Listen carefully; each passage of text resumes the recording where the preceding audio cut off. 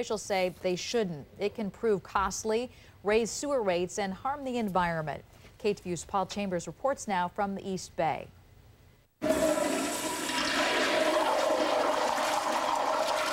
Many people use their toilets as garbage disposals, flushing any and everything down the drain.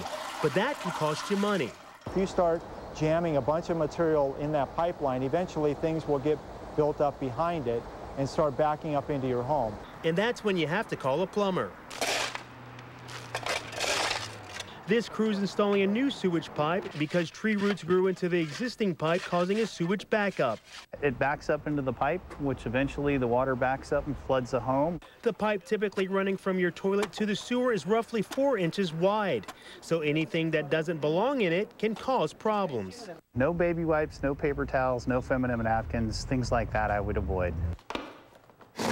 And no disinfecting wipes. Yes, they are disposable, but not meant to be flushed down the drain. They're not really made to be sent to a wastewater treatment plant. They either get hung up on other material that's in the pipe and create a backup or an overflow somewhere, and then creating some other consequences. E.J. Shalaby is the district manager of West County Wastewater District. He says with the Bay Area going through a major water shortage, nothing goes through as easily as it once did. Historically, people have used more water, so a lot of materials may have been able to get flushed down the system a little bit further.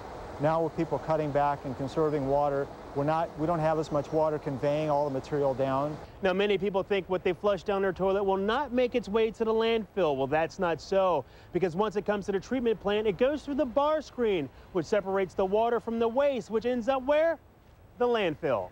Another issue, people flushing expired medicine. Pills have complex chemicals that are in them. We can't treat them as part of our normal processes that we have, so they ultimately just pass through our system, and those materials end up in the bay. And if that's not bad enough, it makes sewage rates higher. They actually have to fish these things out, and sometimes it causes their equipment to break down, and it causes lots of havoc. Then obviously, as we have to replace those, our ratepayers end up paying for those additional costs. So to save you and others money and headaches, just remember, human waste and toilet paper are the only things you should be flushing down the toilet. In Richmond, Paul Chambers, KTVU, Channel 2 News. San Francisco city officials say